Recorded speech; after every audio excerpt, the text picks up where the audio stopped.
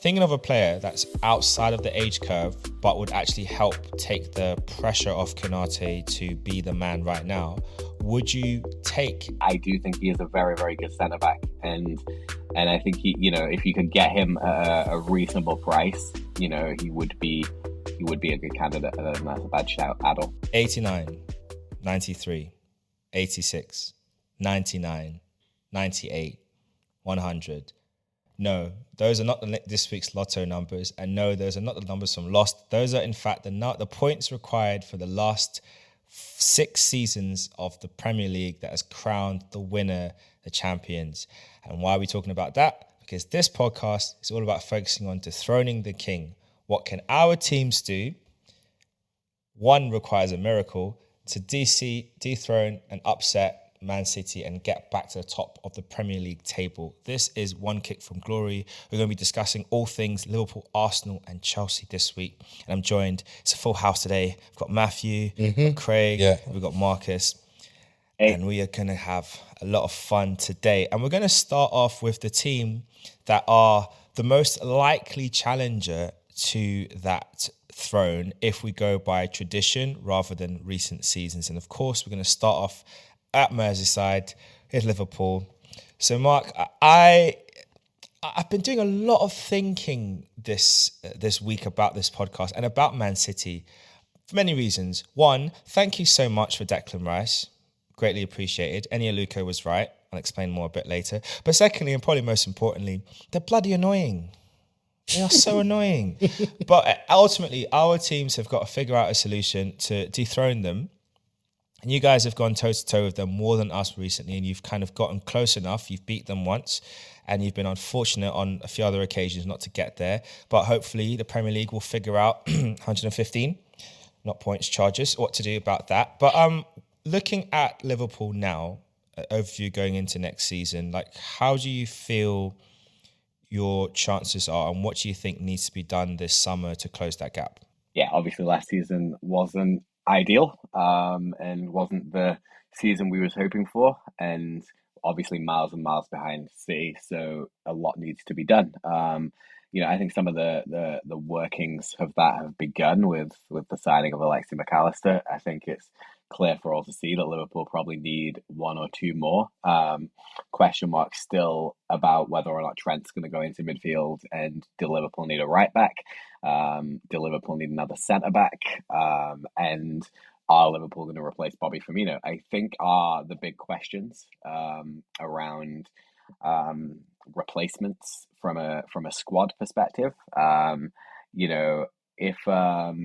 If somebody could just kind of wander up the road to Manchester and make Brock Lesnar disappear, then that would give us a bit of a better chance. But I think we all can identify and feel strongly about that for all our clubs. But yeah, I think Liverpool need obviously still another what I would consider marquee midfield signing. So I think McAllister's good business, but he isn't a marquee signing. I think Liverpool need a marquee midfielder, and then they, like I say, determine what they're going to do with Trent, and is he going to play midfield the whole way next season?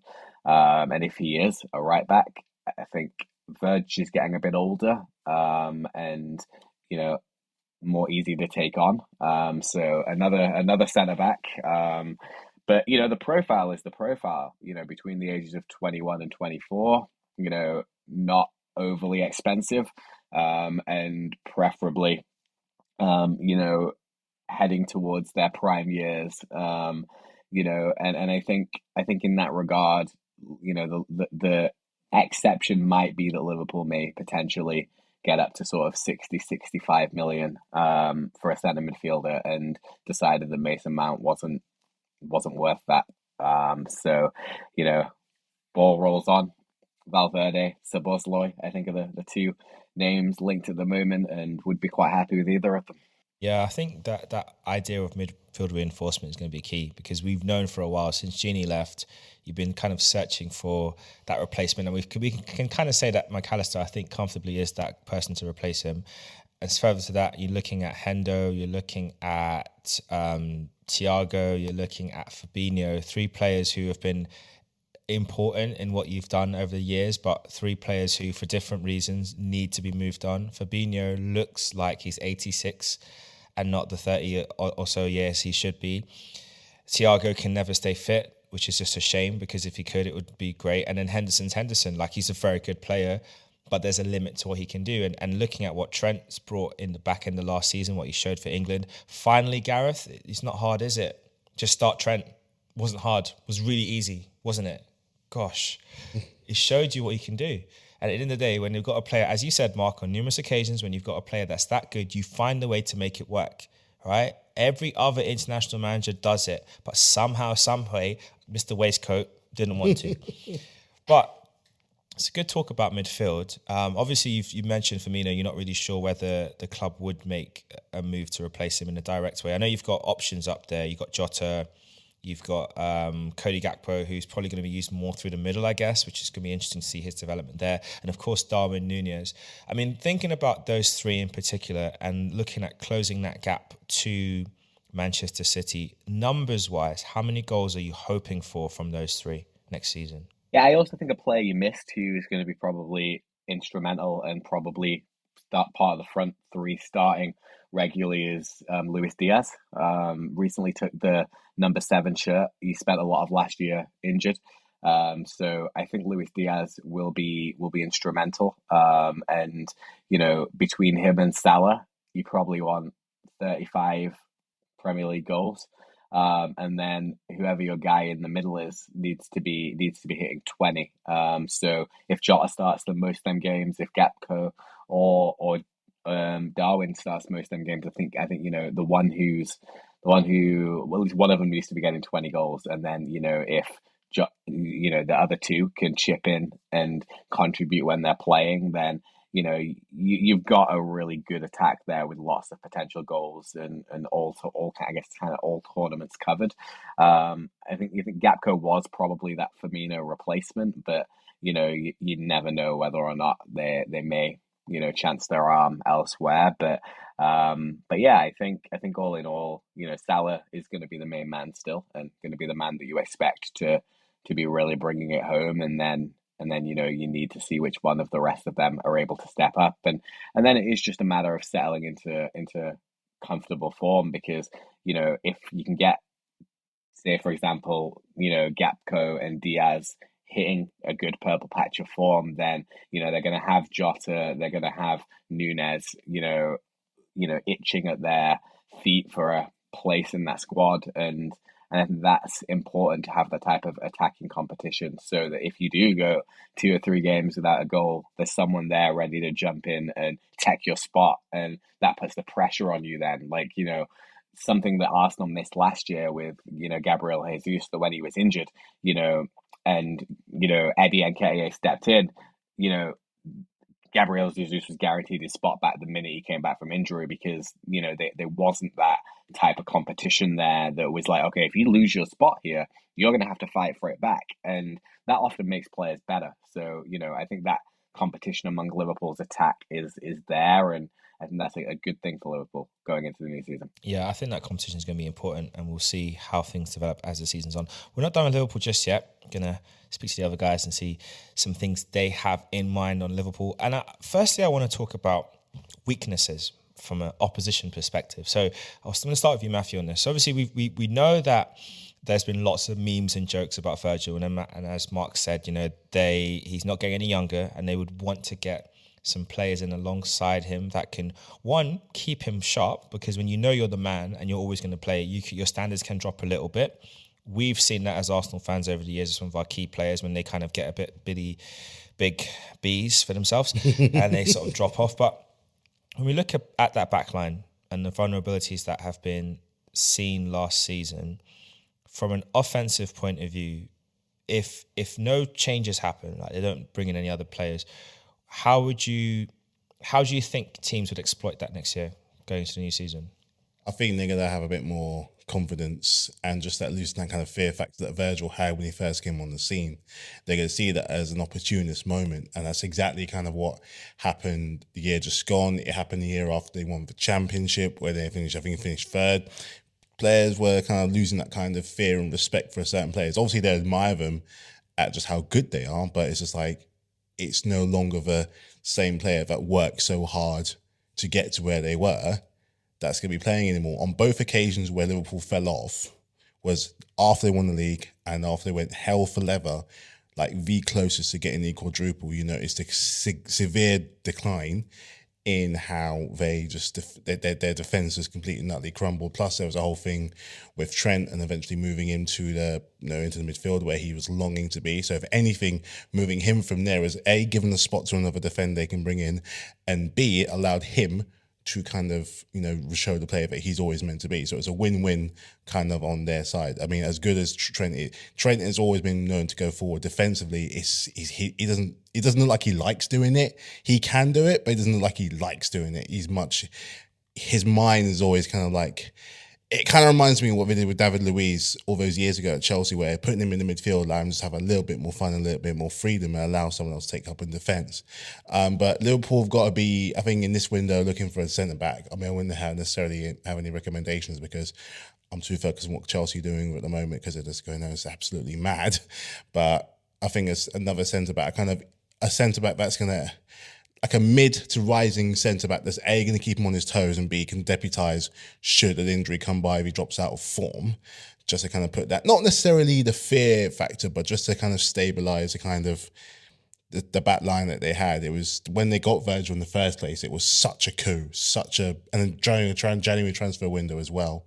So to get back to that kind of like level that they have will take time, but if Virgil's looking a bit floppy, defend strikers off midfielders, attacking midfielders will be rubbing their hands. I want to throw a question at you on the back of that then. Looking across the Premier League, because it makes it easier for us to think of players, who would you go out and buy for Liverpool to go into their team from any team within reason of budget? Let's say you're going to put £60 million on a player.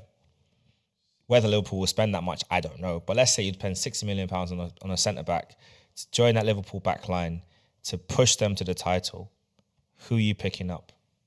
You know what? Who's good? And I hate to admit how good he is. But number 6, Gabriel at Arsenal, I think he did pretty well. At 60 million does seem like a fair-ish estimate. I mean, would you take 60? Would you take 60? 100. 100? Yeah. He's that important for us. He's our best defender. Irrespective of what people might think about Saliba, Gabriel's our best defender. £100 million, you can have him. Markus is laughing. Craig, I'm good, thanks. Yeah, I mean, but on that note, like, who would you, looking across the league, and there's a lot of options to pick, who would you think would be that defender that you think, okay, Liverpool could make a bid for him, max £60 million to spend? Who's the defender you'd look at and say, okay, that's a guy they should go for? Crystal Palace defender, Mark Gay. I think he's a top defender. I think he's going to be a very good defender. I think if he goes to Liverpool, plays Europa League football, get experience of playing against like different type of attackers, and look how well he's done at Crystal Palace. Since he's been there, he's captain sometimes as well when the main captain's not available. He sometimes captains the team. He's young, he's English, and he's only like 24 years old, so it's quite young. So he's got a lot. He's got a big career ahead of him. I think he'll do well in Liverpool's defence next to Van Dijk or Konate. So, what do you think, Markus? Yeah, I was going to say, Mark, who's the guy? I'm not sure. I'm not sure he's good enough. But I also think that's a tough question when you look across the Premier League, because I'm not sure there's a lot of realistic options available. When you look across the Premier League, obviously Levi Colwill was on loan at Brighton last year and looks like a good player that can both play in centre back and defensive mid. And I think if I remember correctly, Chelsea turned down a £30 million bid from Brighton for him. So that's a player who would come with a level of interest from a Premier League perspective that I think has got some talent, and Chelsea are in the mood for selling players. So I guess if we was going to contribute to the Chelsea Financial Fair Play Fund, he would be the one I would go for. But I think you're probably looking abroad and elsewhere if you're if you're looking at centre backs, and there's been certain rumours of a couple in Germany and a couple in Italy as well. So I think Florentina have a centre back called Milosevic who has been linked with us, and then there's De Ligt at Bayern, and then there was the other guy who you mentioned last week. I think he's easy at Wolfsburg. Oh yeah, It's also linked with Tottenham. yeah. But yeah, I think young, 22 to 24. Gahey fits the profile. I just don't know whether or not I think he's good enough to step up. But I think that is the profile, and I think considering the fact that we're going to want a marquee centre midfielder, which I think is a more important discussion. If Liverpool come out of this window with a couple more McAllisters and don't pick up a marquee centre midfielder, then I think they can write off competing with Man City next year. I think that's much more important because I do think Konate has got the potential to be very, very good, and Van Dijk, if he gets it together, is still a good centre back pairing with Matip and Gomez being able to kind of fill in the gaps where needed. But there is no denying that Liverpool need a marquee central midfielder if they're going to go to the next level. On that note, because I mean, thinking of Konate as a, he's very highly rated, and he does start for France over Saliba, which does baffle me sometimes. But you know what? It's the French national team. I get it and I don't get it. It's fine. But thinking of a player that's outside of the age curve, but would actually help take the pressure off Konate to be the man right now, would you take Aymeric Laporte from Man City on I would. 35 mil deal? Yeah, I would. I was just thinking about Laporte actually, because he's, like I say, he's 29, so he's definitely outside of the range age wise, but he's not getting the game time at Man City. But I do think he is a very, very good centre back, and I think he, if you could get him at a reasonable price, he would be a good candidate. That's a bad shout, Adol. Okay, so what we're saying then, as a summary for Liverpool going into next season, for them to be able to win the title, we're looking for another marquee central midfielder. I know from last week's podcast we were saying Fede Valverde. There's also been you're not linked to him right now, but there's been a weird internet chat about Tchouaméni potentially being available for Real Madrid for sale, or loan, which is a very, very interesting rumor. I know you wanted him last season and missed out because of politics, the checkbook, the ink being a bit dry on the checkbook. So that could be an interesting one. But let's say we get that, there's that signing in, and then an experienced or young defender. But let's say Laporte, because I think that would actually be a statement as well for him going to Liverpool in a similar vein in like how Havertz has gone from Chelsea to Arsenal. And if it's the same kind of language used, and there's some very interesting things that Havertz said since joining Arsenal, which we're going to talk about a little bit later, because I really enjoyed those quotes. But I think that, and of course your front five or front six of options, so Nunes, Jota, Gakpo, Salah, Diaz, your front five guys, all getting around 15 to 20 goals each in the league. I think that might do it, and then Trent rocking up. Let's say he gets the assist record in the season. I think that would be enough to get you guys the title, I think. Yeah, I think so. I think, as I've said, I think the most important thing is who's that midfielder going to be, right? Because there's a lot of rumors at the moment, and there's a lot of names being thrown around, and some of them sound like they have good potential, but I don't think they fit that kind of marquee kind of sweep that we're talking about when you think of like Kefren Turam or Manu Kone, good young unproven players who are not going to come in and be a marquee signing.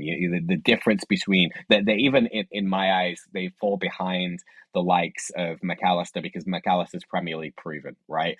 So I think when unless any other names come up, but of the names that have been rumored, Fede Valverde number 1, Dominic Szoboszlai number 2, Barella number 3. I think them 3 are all marquee signings. Any one of them 3 I would be very happy with. But as is seen, for any one of them 3, you're paying 60 million euros minimum. Some money's going to have to be spent, and Liverpool are going to have to decide who fits that profile. and who they want to spend the money on. There's talks of a minimum release clause in Szoboszlai's contract. So, you know, if Liverpool do want to trigger it, it's around 70 million euros they're saying. So, yeah, I think that is the big question for Liverpool. And if we come out of this window and Liverpool don't have a marquee central midfield signing, then there's not a chance, in my opinion, that they'll compete with Man City for the title. All right. Well, I think that's going to be interesting to see how the rest of the window pans out. I think it's been quite interesting looking at deals done by a lot of teams. It feels like this transfer window has been split into three. A lot of teams trying to get their deals done before June 30, so it gets included in last season's books for financials, which is quite clever. And also, we know for you guys' sake, you have to move players on because you did not achieve any of your goals for last season. But anyway, we're going to dream now that there's a possibility of you guys actually winning the title next season, even though right now it is about as likely as Santa Claus coming on August 31st and giving us all presents. Never know. I don't think the big man likes the heat, so Christmas shops, they're everywhere. They are, but I don't think the big man's going to be here. But let's talk about Chelsea. It's a very interesting time. You've signed a new young striker, or you're on the verge of signing a new young striker called Michael Jackson. Jackson from Villarreal, yep. I mean, Chamon indeed. If he can deliver, if he can be as memorable as Michael the Great, then that would be great. And obviously, there's been a lot of outgoings, and I'm going to save the Kai Havertz chat for when we get to Arsenal because I feel like it will be a much more spicier there and more appropriate.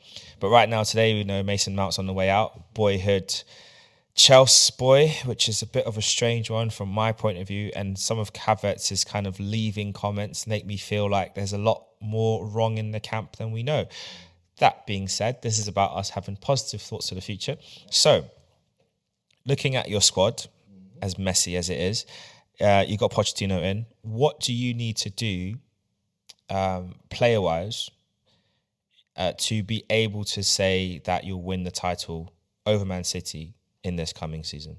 He's going to need to get players or work with the whole bunch of players that he'll eventually have come to the start of the season and pre-season that are all right, playing at a high intense level. That means playing with speed, playing with power, playing with pace, playing with all kinds of agility, which was all the things that we lacked for pretty much 95% of the season.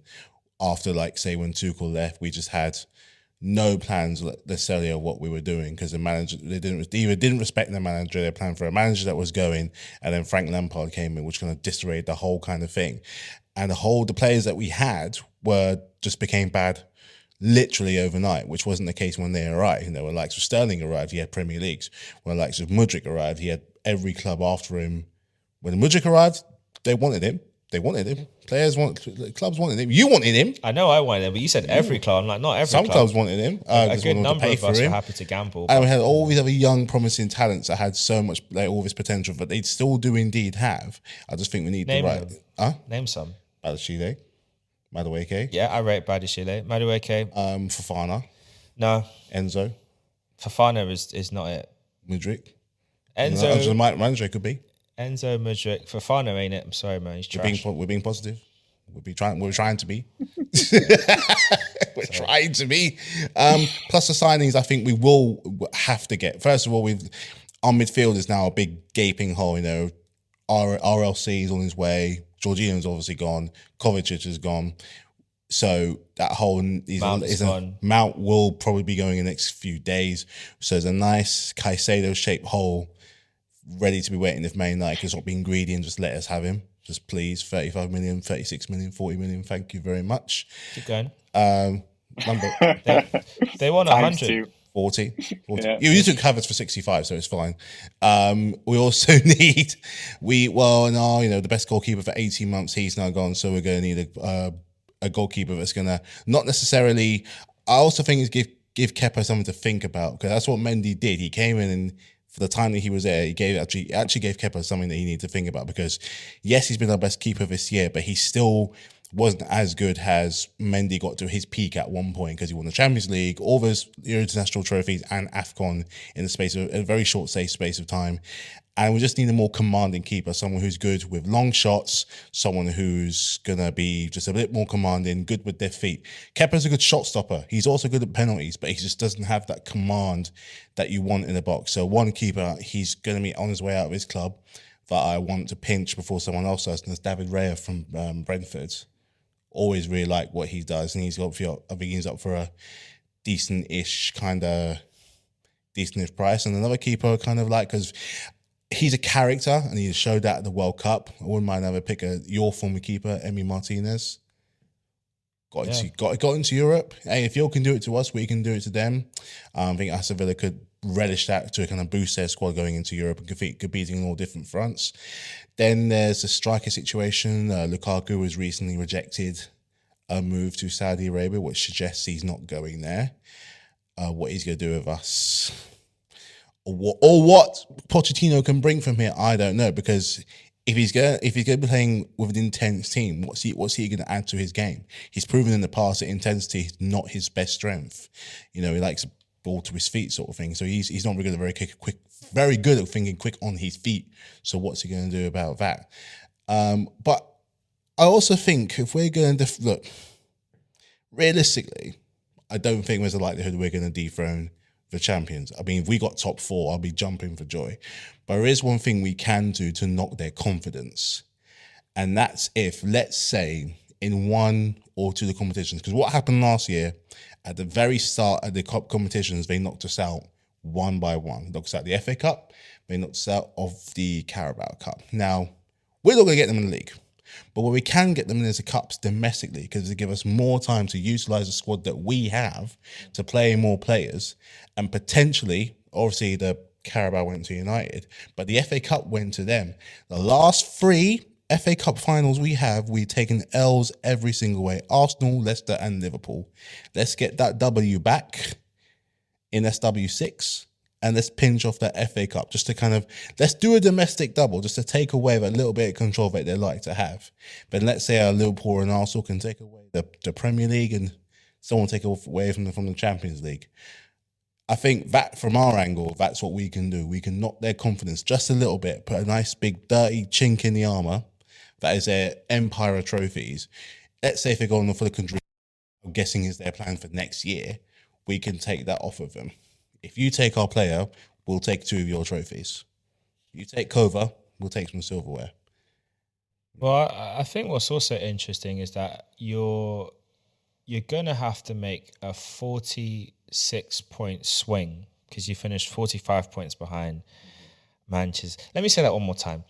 Chelsea finished 45 points behind Manchester City. One more time, because it begs, but 45 points. So we're looking at a 46-point swing at a minimum, because Man City only won the league on 89 points, which for them is quite low, but for all of us is quite reassuring. So let's looking at the state of your squad, and obviously Lukaku probably won't be there come start this season. Aubameyang should comfortably be gone, and then there's been talks that they're trying to ship him off to Saudi Arabia, but I don't know if he's going to bite the bullet on that one. Koulibaly's obviously left. Kante's gone. Mendy's gone, or going, almost gone. So I think it's going to be quite interesting to see what you do in terms of like the forward line, but looking at, because let's be honest, if you want to, you'll spend whatever you need to spend to buy a player.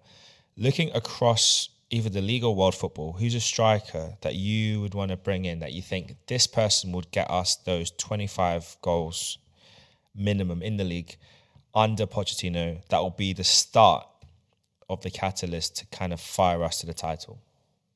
Who's you looking for? It's hard to say because we've still got Nkunku coming in. Nkunku's joining as well. He's joining in 2 days' time. Literally, his contract starts on the 1st of July. But the last time we had a Leipzig player came over, it didn't go very, very well. As I've said before, the strikers market, it's if you want to go for something that's coming up, you have to be willing to pay the big bucks, which we will probably have to end up doing anyway. Or we go for someone a little bit more, say, established and take them on. So someone like Osimhen, I think he's been linked with Chelsea a couple of times. 200 million. 200 million. I mean, whether we would So we could spend that, to be really honest. You could spend it, but that's we what could, it would but take. that's FFP on the absolute on our backs. Like every inch we do, they'll be off on our backs. But it's the kind of thing that but it's just the market that we're in. If you want that kind of player, you have to be willing to pay above the odds. And the upshot is he's going to be there for ages if you're paying that kind of money. Because if he's going to be let go, no one's going to come near and touch him. That's the one advantage that we have, unless he wants to leave somehow. So he's probably one of a few, if only, players I think is realistically likely to come over to us paying that money. No other club I think is going to trust in us to kind of take them away with what they've done last few months, the last 6 months, where we kind of messed a few players around. I'm going to propose a crazy option. And Craig, I want to know your opinion on this one. I know it's highly unlikely, but I feel like it could be the best solution for all parties concerned. 40 million and Lukaku for Harry Kane. Now, I know Spurs and Tottenham they are the same thing. Spurs and Chelsea do not do business. I mean, Spurs and Tottenham do not do business with each other. I'm saying the same. Why do I keep doing that? Spurs and Tottenham. So Spurs and Chelsea do not do business with each other traditionally. But what would you think about that as a swap deal option? So if Chelsea get Harry Kane, if it happened, you have to look at him as contenders because he's a goal scorer. He's in a poor Tottenham team last season. He scored 30 odd goals.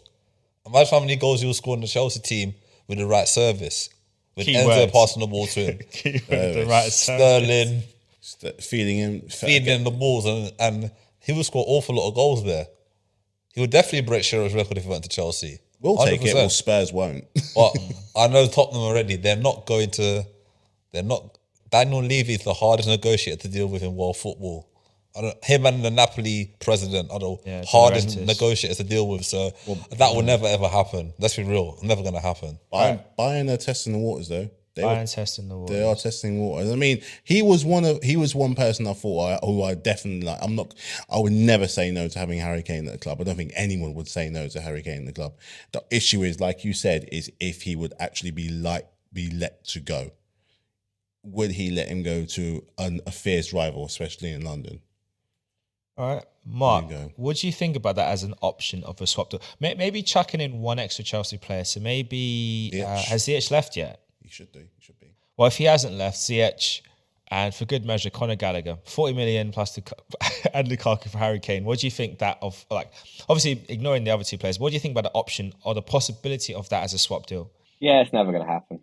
I from one relegation team, candidate to another, it seems at this stage, but I was nice to you, Marcus. Yeah, I have a decent team. But no, it's not going to happen, is it? If we're being totally honest, there are a bunch of strikers Chelsea could sign, and they will spend money that inevitably. I think Nkunku is a cracking signing personally, and I think he could actually fit the gap. He is a better lone striker than Havertz ever would have been in that regard. To me, he just Timo Werner seemed quite confident when he was at Leipzig too. But I think the thing about Nkunku is he seems to have a whole mix to his game: the ability to finish, the ability to pass, the ability to get himself in the right position, can play as a lone striker, can play as a number 10. I think Nkunku is a great signing. I think under Poch he'll do a great job, and I think it puts Chelsea in a situation where they can either go out and get an all-out striker, a number 9 who would be of the Harry Kane mold but isn't going to be Harry Kane, or they could play the replace Kai Havertz and have this kind of fluctuation between Nkunku and whoever that is, or this Jackson kid could be the kind of, is he going to be good enough to score 20 goals in his first league season? Probably not, but him and Nkunku between them might be able to do the job, right, to get Chelsea the goals. But look, I think it's controversial, but if I had Chelsea's checkbook and I was making a purchase, I'd sign Evan Ferguson from Brighton. I think he's quality. I think he's an out and out striker. I think, he's only getting better and better. And I think he fits the bill as a solid number 9. Now, do I think Chelsea will do it? Probably not, but he would probably be my candidate in that kind of 30 to 50 million ballpark. Evan Ferguson would be the one. I mean, Jackson, he got 12 goals last season in the league. He got 10 in his last 11 games, which is actually quite good for the run-in. So he looks promising, but Evan Ferguson would be the truth. He is the guy that I'm glad Brighton have kept hold of. Again, that will probably cost you around that 80 to 100 million pound mark to get the conversation started with Brighton. Because of Europe as well. No, he signed a new contract. He signed a new contract recently, so he's definitely one for the future. And for him to trade Brighton for Chelsea, you'd have to present him with a very interesting project, because if we're looking at both teams, if we're being objectively honest, they're on the up and you guys are kind of there. You're not on the down, you're just there, flat line in the middle. When we screenshot the Premier League table from last season, we can't see you. Flat line. So but we can see Brighton and we can see Tottenham. We can't see Chelsea. You're not even in that. You're not in that first page. We have to keep scrolling, which is not acceptable for Chelsea. Not great. So, I guess as the final thing, obviously we know that you're saying David Raya coming in as a competition in goal would be quite good.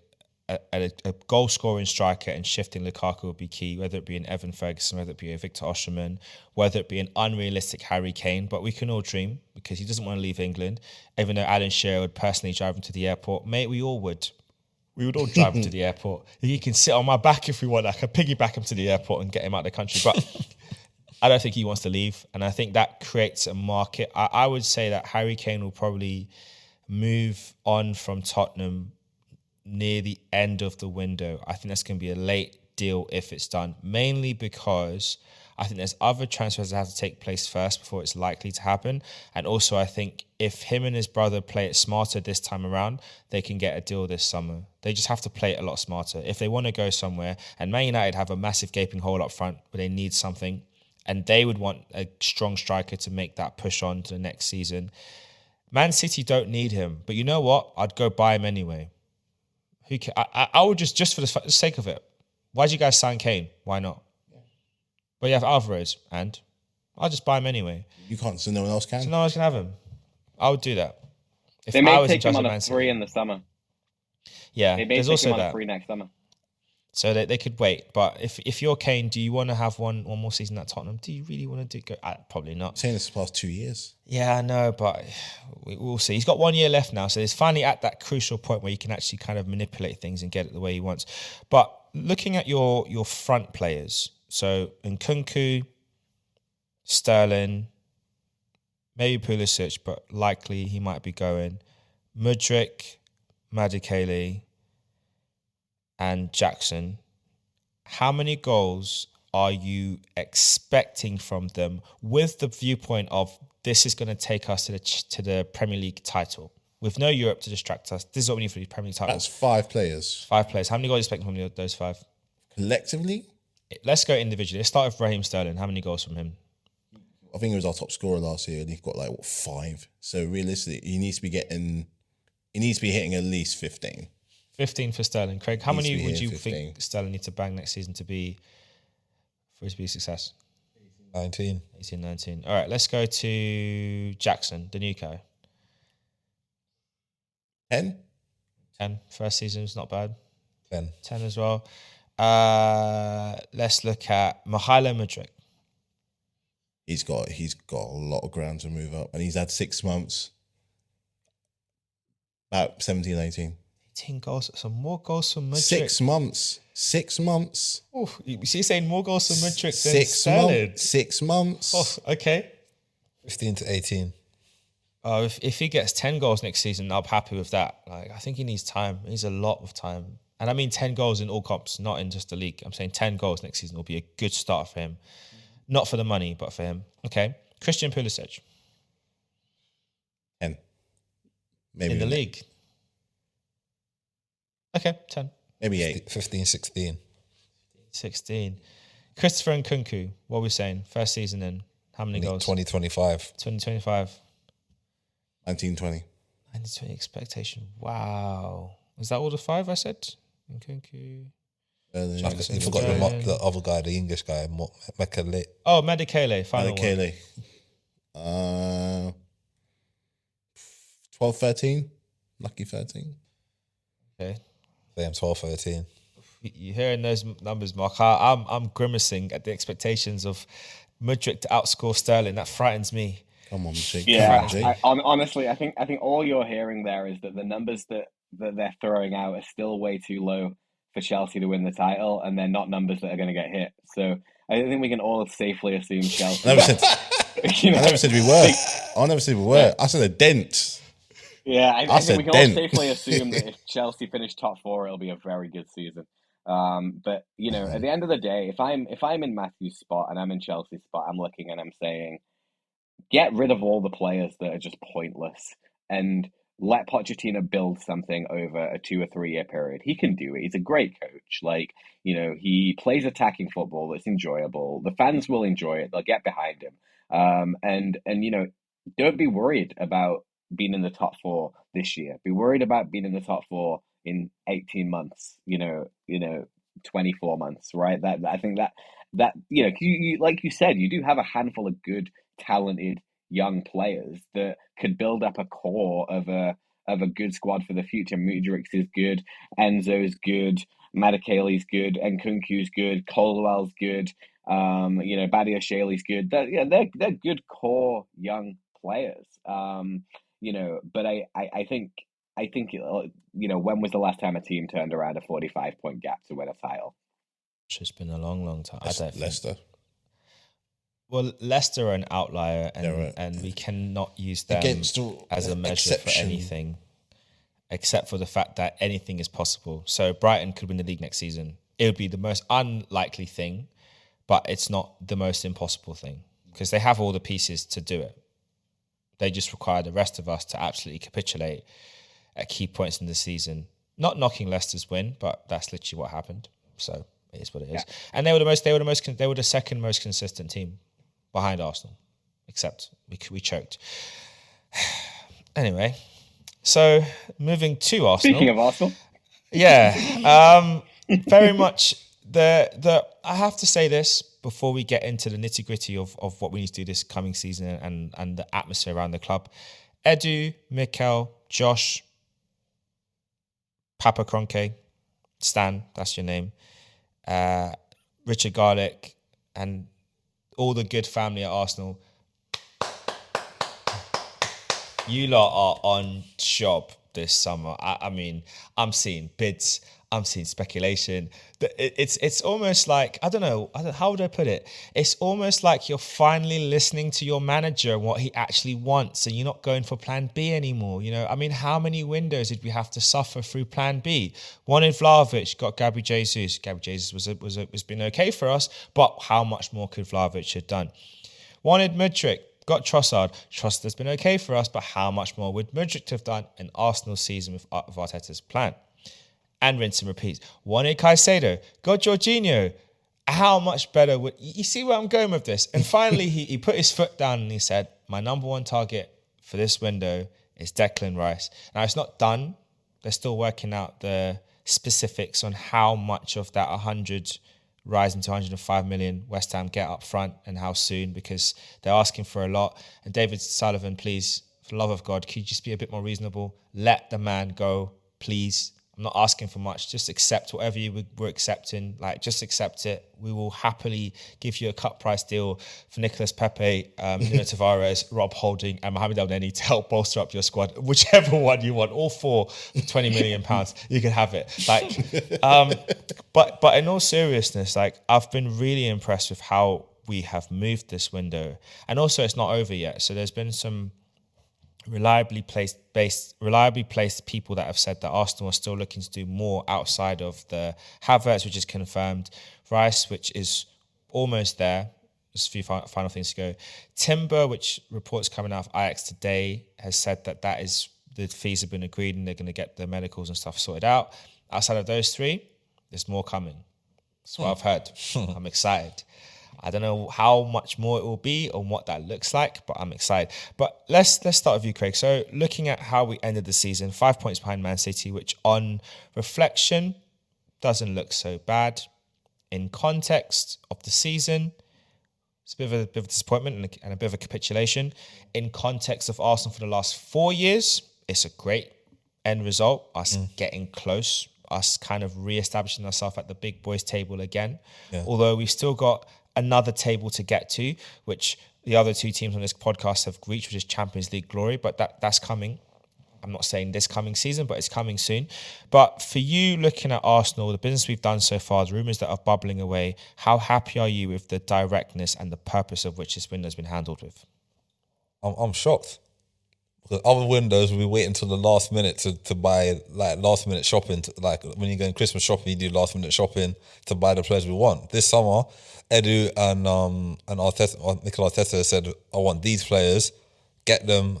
So I went and ready for pre-season. So when they're going to America, I think they're going to America pre-season. So he wants these players for pre-season. So I think he's done a good job. I think that, like, obviously last season we finished 5 points behind Man City. To be honest with you, we were top for for almost the whole season. We were top of the league. Only in I think it was April we capitulated a little bit, we lost form at the wrong time. It can happen to any team. When Man City are good, they've done it to Liverpool, done it to us. So they were just chasing us from. They just knew that they were gonna get where they need to get to. So losing to the treble winners is not a bad thing. At the end of the day, it's not a bad thing. We know we should have won the league, but looking back now, I think Arteta would have learned a lot from last season as well, from losing the league. He would have said, you know what, I needed certain players. You can't just rely on 11 players in the squad. It needs a big squad. Plus we're playing Champions League as well. And we've got cup competitions as well to play in as well. So he has to know how to fully rotate the squad. So if we have a game on a Wednesday, Champions League, mostly Tuesday, Wednesday, most likely we're going to have games on Sunday, Monday. So he's going to have to know how to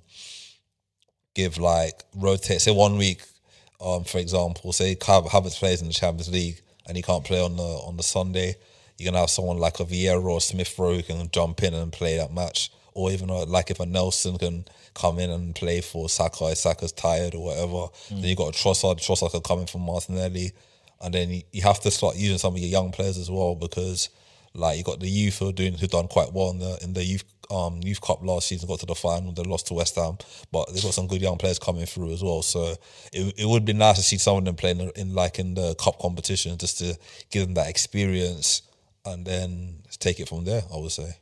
Yeah, I think it's going to be interesting to see how things pan out. We've got lots of obviously the news broke today via the great David Ornstein, who's having a cracking summer. He's making Fabrizio, here we go, look like Mario, and not in a good way. But yeah, he's announced that Ethan Wanieri, who's one of our young promising players who got a rare start in the Premier League, aged I think 15 or 16, is likely to be staying on, which is very exciting, and news that a lot of fans are concerned about, because he is a very good, very promising young player.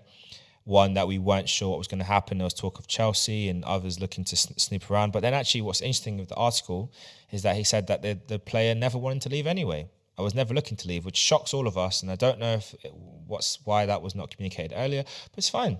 He's going to sign and stay. So we move.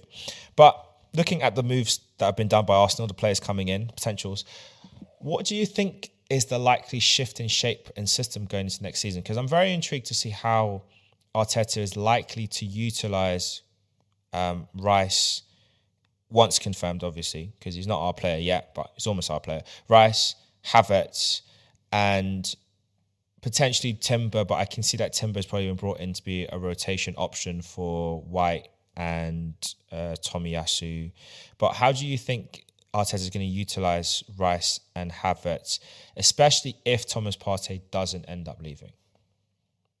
Well, he could play Partey and Rice together in that midfield with Odegaard as number 10, and then have Havertz as like a backup number 8, or he could play Rice, Havertz, and Odegaard as a midfield 3. But then Rice would have to be more of the holder, and Havertz and number 8, and Odegaard is number 10, yeah. it's very interesting to see how he puts that midfield together. Yeah. But I would love to see Rice and Partey in that midfield. I think with Partey's experience, Rice can learn a lot from Partey, and Partey can learn a lot from Rice. I know Partey's an older player, but Rice can give him that kind of that youth, that legs that Partey kind of lost last season. He got a bit leggy toward the end of the season. So if say for example Partey's injured, then we wouldn't be worried as much that Partey's injured. We have Rice that can step in, and you got Jorginho who can come off with this experience as well. So it's going to look very interesting to see what happens this summer. Yeah, season coming. It'll be interesting. I think the biggest thing Partey can learn from Declan Rice is how to stay fit throughout a whole bloody season. It's not really difficult. It's that you get paid money to work in your job. You shouldn't be off sick from your job. But Mark, I want to throw this to you because I've been having a lot of thoughts about how Arteta is going to utilise the team. Obviously, what's really interesting with Kai Havertz joining Arsenal. Now, there's a part 2 to that. I'm coming for you with this, Matthew. I'm coming for you with this one. But I'm going to just talk about part 1 and Arteta's comments on Havertz and saying how he sees him as a midfielder and he's going to use him as a midfielder, which is probably a bit of a surprise to many people. Thought we'd bring him in as potentially like a false 9 striker to add elements of what Jesus adds with something different. But what's your thoughts on the potential tactical utilisation of Havertz and Rice in an Arsenal midfield alongside Ødegaard, and what that could do in terms of our attacking output for next season? Yeah, we've all said that Mikel Arteta is a brilliant tactician, and he understands football in a way in which many people don't, and I like that. I like that he sees something in a player that wants to be part of the club, that feels like that's his best position where he will be best utilized, and the manager sees the same thing, feels the same thing, and thinks he's worth the £65 million layout. Like I think that's a big statement from Arsenal. That they're basically saying Chelsea have done something wrong with this guy, but he's still got the potential to be one of the better players, in the league or in his position, and we were willing to put our money where our mouth is and utilize that. Like, don't get me wrong, Kai Havertz is a very talented, creative player who has looked out of confidence, and not happy, and some players are just confidence players. But like, you also look at Joe Ellington, right? Like, who was, let's just be straight, a bang average centre forward at best. Like, last season was so good in midfield that he played for Brazil at the end of the year there in their last set of internationals and scored. So like, there is something in being able to have that eye and see that. But then, on top of that, obviously Declan Rice is a massive statement. To spend £100 million on any player is a huge, huge statement for a football club to make. And for Arsenal to spend £100 million on Declan Rice is a huge statement. And maybe we'll get to this in a little bit more detail later. But the big, I guess, challenge for me in all of this is, are Arsenal spending so much money but not actually solving the big Arsenal problem, which, I think in my eyes is a centre forward who can score 25 goals in a season in the Premier League at least. I don't think Jesus is that striker. I maybe worry that Arteta does think that Jesus is that striker, and that might be quite where Arsenal fall short, is in a striker that can go and get 25 goals, no doubt. Now, look, there is some rumours still, and like Arsenal still have money to spend, and it might be that the way they do it is they punt on a sort of 30 to 50 million pound centre forward instead of the marquee 80 to 100 million pound centre forward, and hope that guy is able to bang in the goals, and kind of do it at Arsenal. But you have to say, we like what we're seeing from an Arsenal perspective to move them towards strengthening for the title.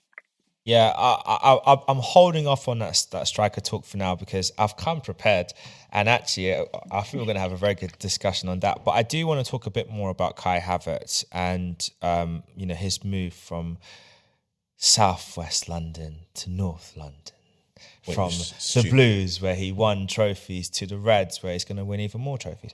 But he made a very interesting comment. I think, like what you said, Mark, about players and the fit, and him looking not quite as happy at Chelsea as he did at Arsenal. I think there's been a very funny picture online, which if you're watching, you can see it right here, right now, of the comparing Kai Havertz's Chelsea profile picture from last season to his picture at Arsenal, and the difference in his face muscles. I mean, I've never seen a boy smile more in all my life since he's joined Arsenal than he was when he was at Chelsea. And there's also a funny picture of his dogs on Instagram where they're all wearing Arsenal kits over the past few years, which some fans are running amok with. No, he didn't buy the kits. He clearly got them from players over the years, which you can interpret that as you wish. It might be seen as a bit rude, but it's fine. You know? It's different culture. I think it's a bit humorous that he's showing that he's part of the Arsenal family.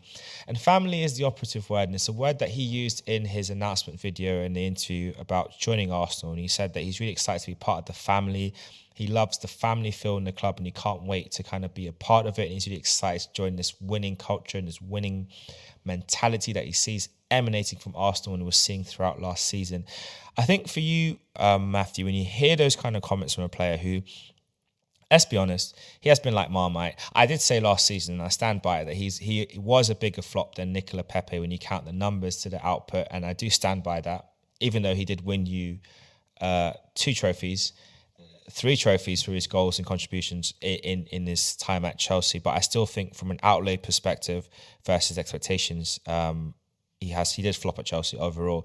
But like, how do you feel about that perception of him seeing Arsenal as more of a family club? And what do you kind of, I don't want to say what do you hope he's going to do next season, because it might kind of be a bit like, if he does really well, you'll be bittersweet. But what are you sort of kind of viewing he might do next year at Arsenal? Well, first of all, if a workplace says family, run away. So first of all, that's that.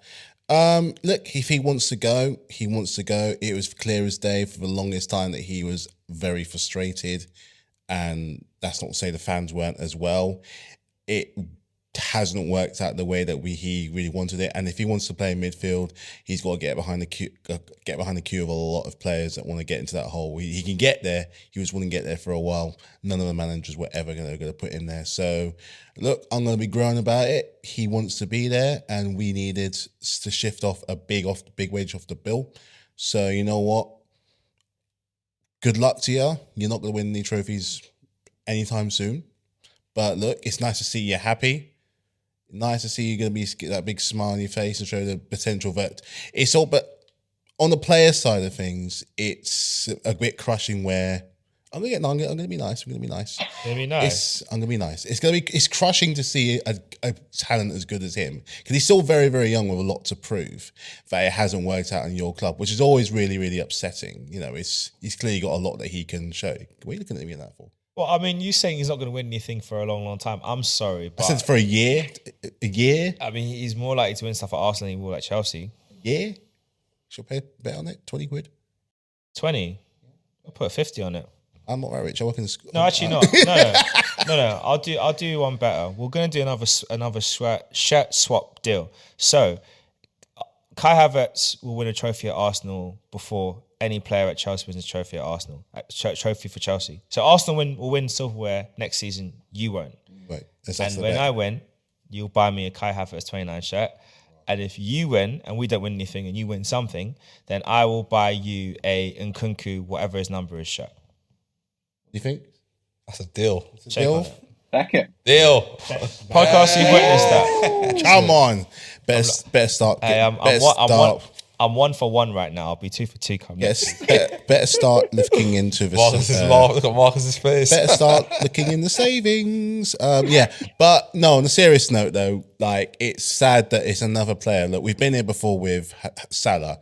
We've been here before with De Bruyne, and look what happened with both of them. Now, I know we were successful after they left, but going how you said of all those players that you had against the players you could have had, what more could we have done if we kept those players? What more? How much more powerful would we be? How much more successful would we be? How many more? What? It's always a case of what if. What more players could we be able to bring with a standard of having those 2 players, knowing where they're going to go in the future? What if? And but look, they're all.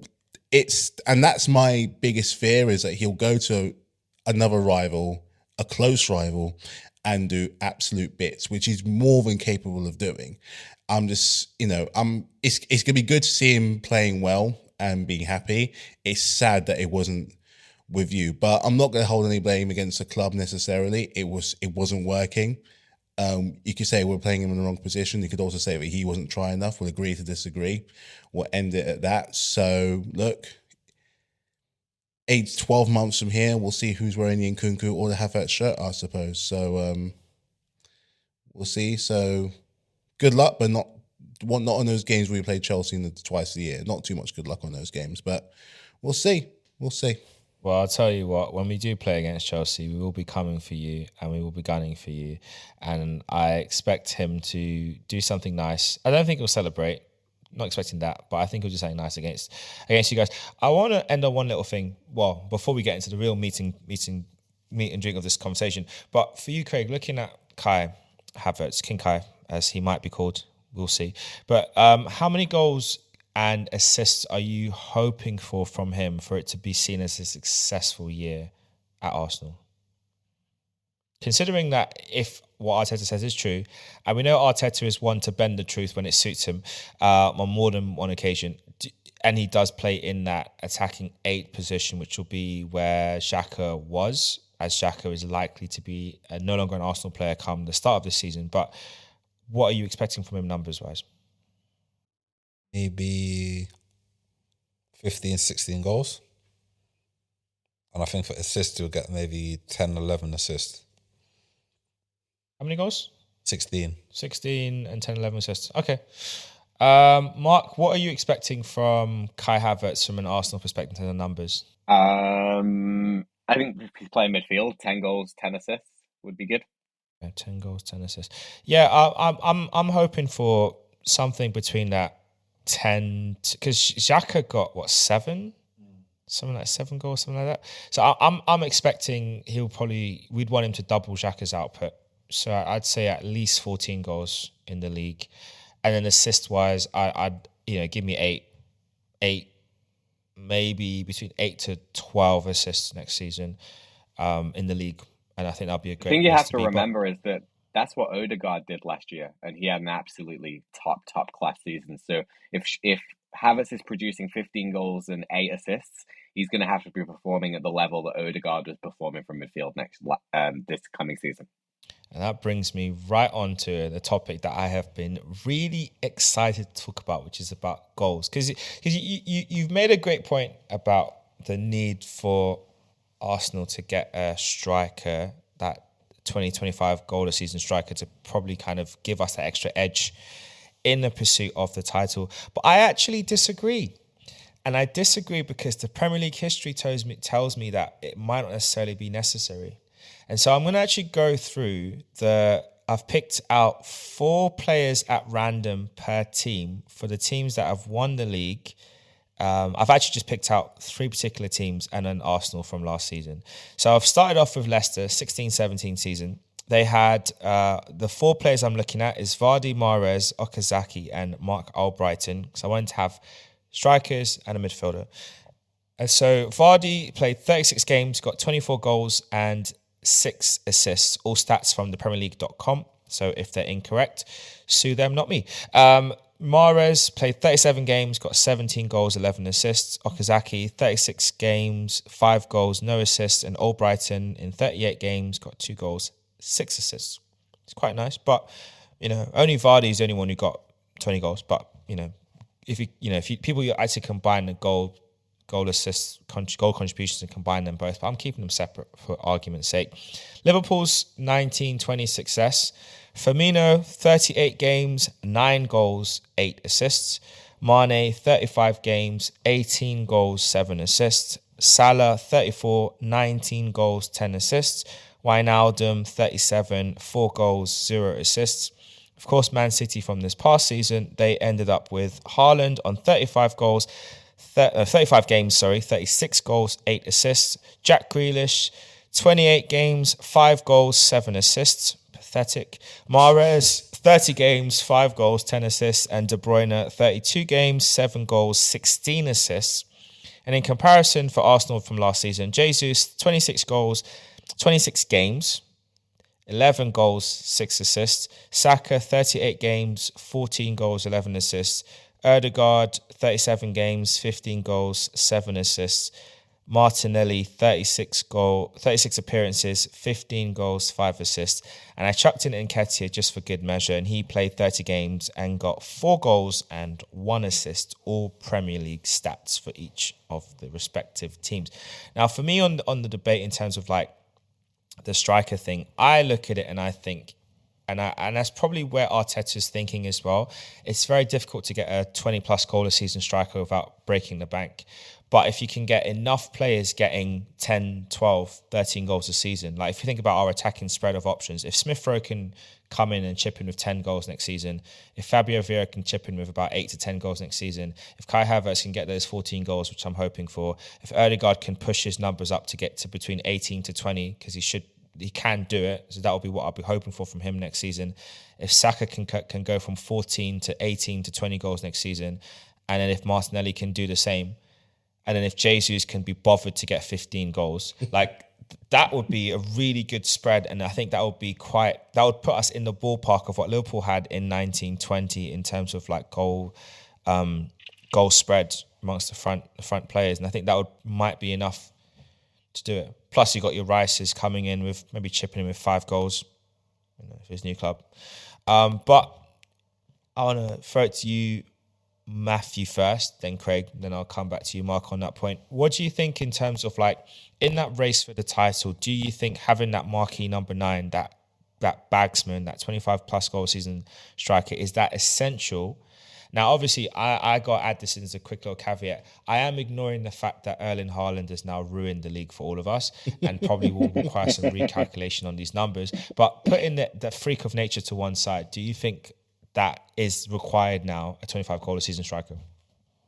Not necessarily, because the game's moved on from then, and now you got goals coming, especially now in the system where you got wing backs, so you can play the back three. It's like having 7 attackers, because the goals literally come from mainly on the channels, occasionally through the middle, never really from the back. So the whole point of having a striker that bags you 25 plus goals, essentially to win the title, it's nice to have, but I would much rather have a set amount of players, let's say 6 or 7 players that can chip in, like you said, 10 goals apiece. That's more than enough to take up into a title track. If that striker get injured, if your main striker gets injured and you're chucking one that's chucking in maybe 15, you're still having that good spread of 10 all around.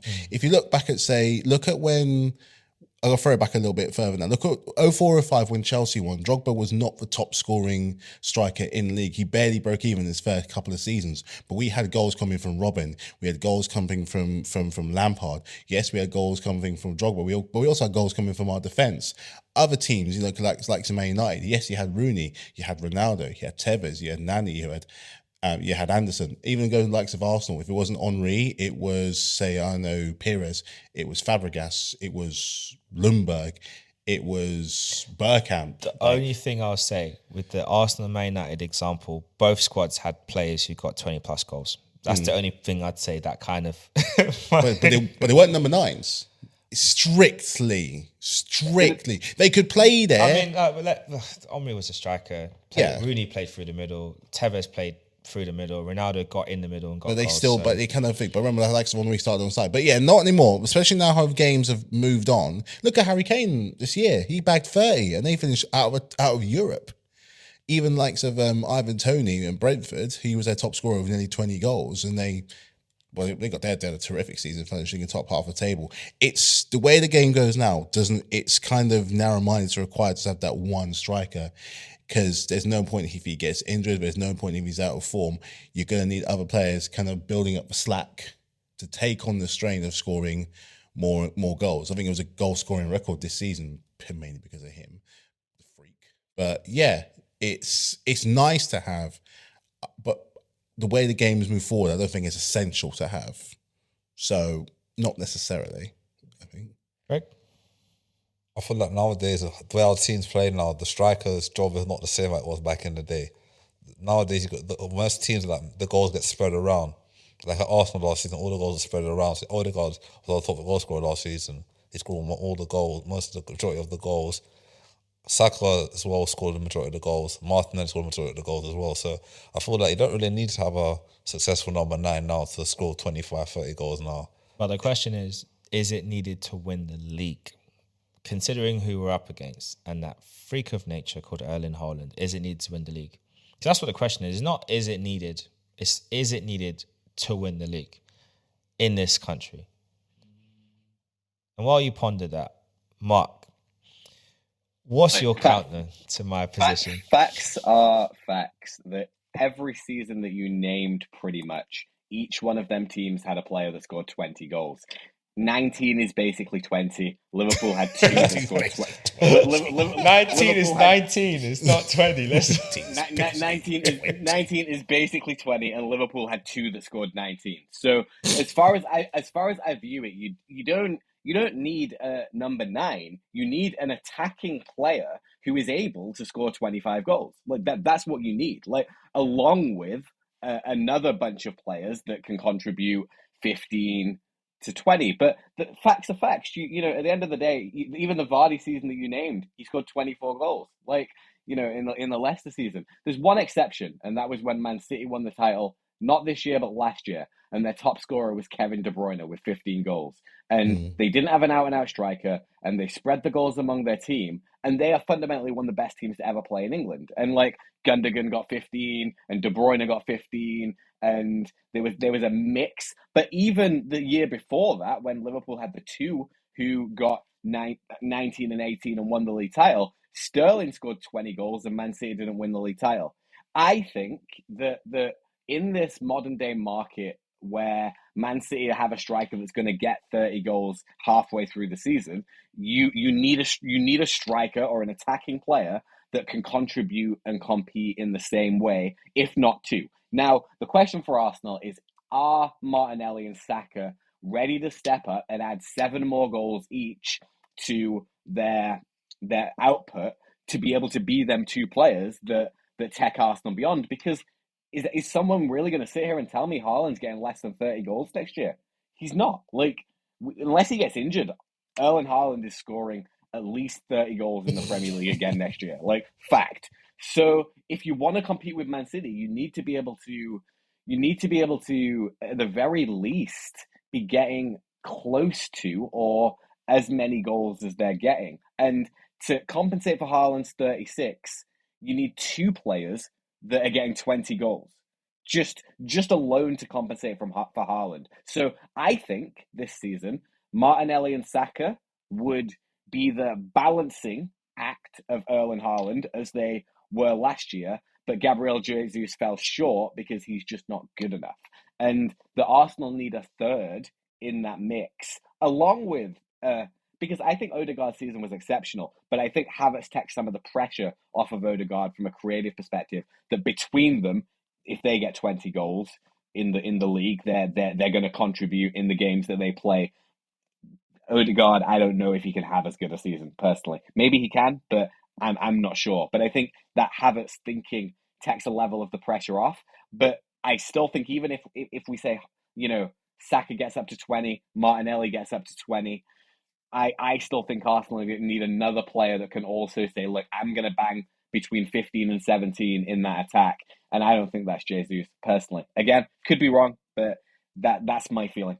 Yeah, I mean, it's up for debate, and we'll see. I do think Saka and Martinelli will both get close to 20 goals in the league next season. I think the way how they both ended the season, well, obviously, Martinelli got clamped by Caicedo, who, if he wants to really apologise, should come and wear red and white next season. That would be the best apology you could give all of us. But I think both of them will push a bit harder to get that. I know Saka had an injury going into the end of the season, so his numbers kind of dropped off a little bit, and because he was tracking to get that last year, but kind of fell off a little bit. As for Jesus, well, he's got a lot to prove. I think he proved us a lot wrong in a lot of things he could do, from his all-round contribution, his dribbling, his directness, his skill, his flair.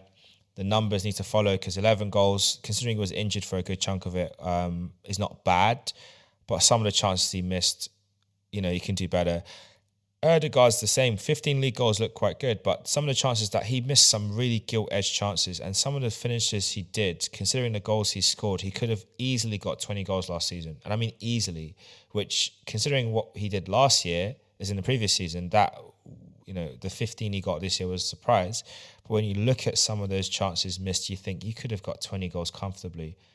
and really rivaled your countryman for player of the season, even though it was always going to go to the Brock Lesnar of football. But yeah, I think it'll be interesting to see how they all go. But and like I said, there's still this rumor of Arsenal might have more business in the fire. There's been no talk about any strikers linked to Arsenal, which is weird. The closest to that, who's not a striker but is Moussa Diaby as a wide player, which if he was to come into Arsenal would, one, give Saka a rotation option, but two, could mean that you might try Martinelli centrally, which is what a lot of fans want, and maybe he might be that 20 goal a season player and Jesus can play out on the wing, because we ended last season very interestingly, and I'll say this to kind of like wrap up for today, but one of the things I found quite interesting with Arsenal's 11 in the back couple of games in the season, when we had Partey playing right back, we had, at times in the game, we had Jesus drifting out to the right wing, and it was Martinelli or Saka that was the most central player. And then obviously Xhaka rediscovered his license to run forward and was getting further into the box. So potentially next season we could start a game with a Martinelli centre forward, Jesus off the left, with Havertz, Ødegaard and Declan Rice as your three, with Partey right back, Gabriel, Saliba and White as your other defensive players. And then in possession, it turns into a back three with Partey and Rice next to each other, and Ødegaard and Havertz pushed right up the pitch. And then with Saka, Martinelli and Jesus all interchanging positions, which could become really interesting if they pull it off. Because they did that last game of the season. We did see those combinations working. And I'm wondering if that's what Arteta's thinking. And that might leave Arsenal open to making a kind of deal for someone like Caicedo to sort of move Partey on and have someone who could comfortably drift into those right-back areas. Might explain why we're looking at Timber as a potential player that could sit in, play right back and invert that side rather than just inverting from Zinchenko's side. So lots of possibilities, but you're right, Mark. I think the key thing is going to be the goals, and Jesus needs to get more than 11 goals next season. He did win me my little wager, so I'm happy about that. He did outscore Darwin Núñez, but I don't think that's going to be the case this coming season. Núñez will be firing properly, and Jesus, if you want to win again for us and for everyone concerned, you might need to hit 20, mate. Because Núñez is going to hit at least 15 next season. And I'm going to say that now on record. He's going to get at least 15 goals next season. Possibly a lot more. But he's going to get at least 15 in the league. That's my prediction for Núñez. At this stage, you mentioned that there's not been too many striker links, but there is one quite prevalent link that's coming out of Italy and Italian newspapers at the moment, that Arsenal are actually in pole position to potentially sign Rasmus Højlund from Atlanta. I call him Baby Haaland. Yeah, who is very closely linked to Haaland. Maybe a little too much considering the fact that he only scored 9 goals last season in the league. But I think in terms of a potential striker, could be an interesting option. Yeah, I mean, me personally, here's how I see it working for all parties concerned. Yeah, Brentford, 6 month loan for Nketiah, no problem. Balogun, you can stay as third choice until January, at which point you can then go on to West Ham for the rest of the season. Everyone's happy. Rasmus comes in, we buy him, happy days. Gabriel Jesus, you got 1 year to get 20 goals, no pressure. But if you don't get 20 goals, then we need to upgrade from you because, this is Arsenal. We're used to having big gunners up front. Even Adebayor, for all his faults, he had a 31-goal season. Shocked all of us. Then he left. But hey, he did it. Van Persie did it. We know what the greats before them did, but that's the standard you're aiming to go for. We've discussed Chelsea enough. It's going to be a tough order, but you've got a good manager who's going to be eager to repair his reputation, because the PSG saga would not have gone well for Pochettino, so that's quite interesting. Liverpool, you know what to do. You've shaken the cobwebs off of last season. You've kind of gotten this disappointment up. Your owners have found their checkbook. I think Todd Bowley might have hacked into their accounts. That's why he couldn't spend much money last season. But either way, we're here now. And as for Arsenal, the deals we're making, it clearly shows that we are prepared to stay where we are and push on. And if we do finish second again next season, I would hope that it's a 2-point gap at most. And then the following year we can push on for the league. But me personally, I'm going to say this on record. I think Arsenal win the league next season. I said it last season, and I'm saying it now. I think we'll win the league next season because I just think there's something special that we're building. I will confirm that belief after pre-season because I want to see what I'm thinking Arteta's thinking in terms of the approach with the players. I like that Smith Rowe's been bagging in goals for the under-21s, and that's important for him to get his fitness, his confidence up, and also his price tag up because you never know. But I'm quite intrigued to see what Arteta's going to do. I think Man City will come back stronger. But also, Mark, you'll like this. Pep's assistant has not agreed to sign a new contract and he's moving on to another club.